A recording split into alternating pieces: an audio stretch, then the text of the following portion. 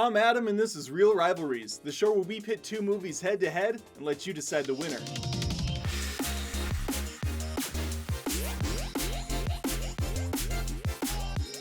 This week we let them fight as Kong Skull Island goes up against Godzilla, King of the Monsters. The rounds in play are characters, story, action, and assembly. Let's start with the disposable humans.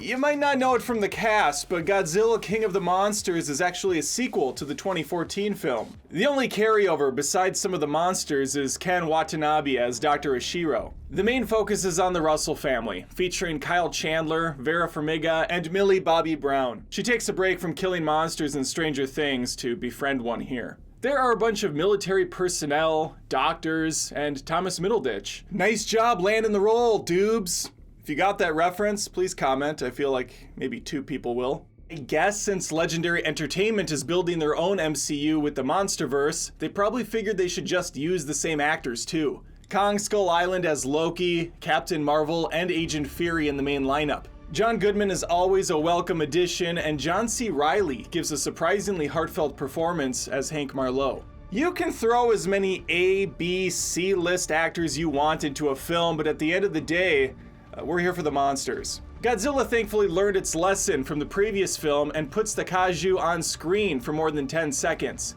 Godzilla continues to grow in this franchise too, now towering at over 393 feet tall. Truly the poster boy for nuclear radiation.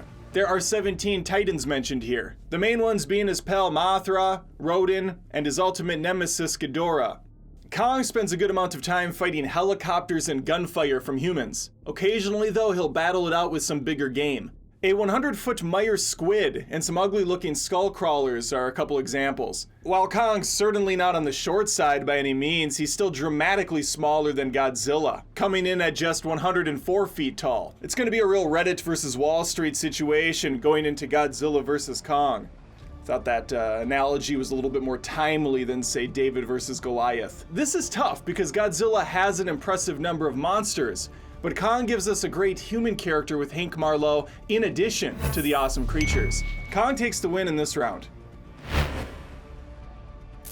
Unlike a lot of monster movies, Kong goes ahead and reveals the giant gorilla within the first few minutes. The king breaks up a fight between two soldiers back in 1944, who we find out later become the best of friends. Lieutenant Hank Marlowe would survive on this island for almost 30 years before being discovered by a new group of Americans. An expert tracker, a geologist, a photographer, and a few others are escorted to the recently discovered Skull Island by the Sky Devil Squadron. After flying through a bad storm, they're greeted by a giant pissed-off gorilla who quickly disposes of the choppers like bugs on a windshield. It turns out, dropping bombs on a guy's front yard isn't the best way to make a first impression. It is, however, the best way to wake up some dormant beasts, appropriately named skullcrawlers. Now it's a race for survival to get off this crazy island. Except for Preston Packard, who has decided Kong should pay for his lifetime of bad decisions. Eventually, Kong bests both Packard and the crawlers while helping a small group of humans escape. And I'd love to give a special shout out to Cole, who attempts to sacrifice himself in the absolute biggest fail possible.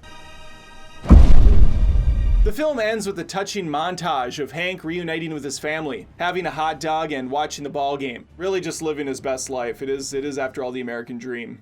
Godzilla starts with a flashback too. Dr. Emma Russell has a nightmare of the events from the first film, recalling Godzilla's horrific destruction of downtown San Francisco and the equally frightening wooden acting by Aaron Taylor Johnson.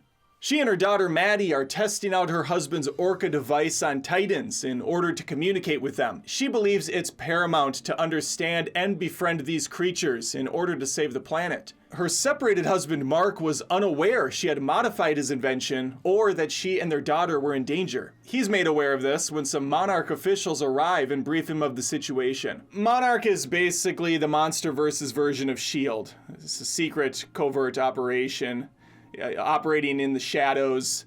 shows up here and there in all these films, yada yada yada. They track Godzilla to a base in Antarctica, where Emma doesn't seem to have really any issue potentially killing Mark and a bunch of other people as she pushes a button to free a giant monster. This monster is the three-headed dragon known at the time as Monster Zero. After embarrassing Godzilla, the dragon, later named Ghidorah, claims his place as the ultimate apex predator. Which is confusing because I thought the ultimate apex predator was revealed in Wonder Woman 2 as a cheetah girl. But I guess we have different interpretations of what the ultimate creature is. The rest of the Titans start to awaken, causing massive damage to places around the world. This is about the time Emma realizes she was a garbage wife, mother, really just all-around crap person. So she sacrifices herself, and I have to say, she did a much better job than Cole did. Godzilla is revived, fights a bit, kinda dies again, gets Mothra particles sprinkled all over him, springs back to life once more, and eventually claims the top spot as King of the Monsters. I'm a simple man. I'm just looking for a straightforward story without all the shenanigans mixed in. Giving this one to Kong again. A good story with likable characters is helpful, but not necessarily required when talking about this type of film. When all is said and done, I'm really here for the unbridled destruction. In Kong, we get a smattering of action, featuring spider fatalities, a giant squid lunch break, chopper combat, slow motion skull crawler battles, and these are all set in a beautiful, nice 70s backdrop. I don't know why he did this. Kong overcomes his fair share here. He's shot at, sliced up by propeller blades, badly burnt, treated like a chew toy, choked. Now, for someone like Angelina Jolie, this just might be considered a Tuesday. But for Kong, yeah, it was a pretty crappy week. Yet, after all that, Kong gets it done however he has to. Biting, punching, kicking, snapping limbs, throwing large objects, ripping out tongues. Whatever it takes. King of the Monsters is jam-packed with all sorts of destructive events. There is a 1v1 in the Arctic tundra. Godzilla's battling it out with Monster Zero as humans attempt to flee for safety, many of whom die in the process. I'm not sure what the overall kill count is, but there's certainly a loss of life in this picture. Cities are left in ruins as Ronan flies from a now erupting volcano in Mexico to fight for the top spot. A wild scene takes shape as monsters clash in the sky while V-22s fail to dispatch either creature. Later, Boston is decimated when a 2-on-2 showdown takes place between Ronan and Mothra, Ghidorah and Godzilla. There are electrical storms, atomic breath, and enough explosions to make Michael Bay cry tears of joy. Kong has great pacing with plenty of action, but Godzilla at one point is covered in magma, looking like a walking power plant ready to explode. I can't wait to see what sort of plot armor they're going to give to Kong in the upcoming film. He's going to need it. Godzilla wins this one. Both Skull Island and King of the Monsters really impressed me with their production values. There are so many moments where you could pause these films and grab a screenshot for a wallpaper. Kong has incredibly good-looking CG. The animals really feel like they're part of the beautiful vistas on display. Having weapons and vehicles from the 70s adds further character to the movie, making the humans seem even more vulnerable. Filming took place in Hawaii and Vietnam, which can be appreciated when gazing out at those sun-kissed trees and mountainsides. The music by Henry Jackman was inspired by the time period, adding one more layer of polish to the film. That was me adding layers to it. Director and writer Michael Dougherty frames up plenty of amazing moments for fans to appreciate. The imagery is far more vivid with the sequel. No longer are the monsters hidden in the shadows. Now we get to see them in all their glory, treated more like gods than merely large beasts. There is a mystical glow to them at times, and it was great to have the camera at both their perspective and that of the humans below. Seeing tails and legs crash down up close gives you that sense of scale the protagonists are witnessing, while these really zoomed out wide shots appropriately set the stage for the fight to come. Bear McCreary, maybe one of the greatest names ever given to a person, composed the score for King of the Monsters. The music matches the larger-than-life scale with heavy drums, a powerful orchestra, and a full choir. Godzilla's visuals were hectic but eye candy for sure, but I think Kong just lined everything up so perfectly.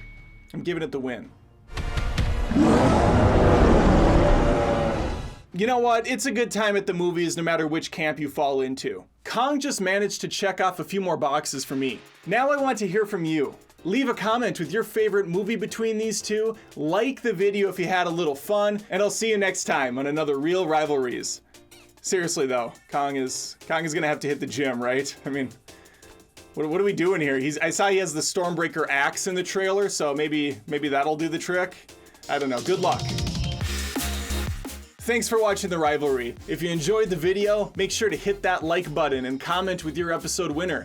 If you're a fan of movie debates, feel free to subscribe to ScreenRant for more Reel Rivalries and much, much more.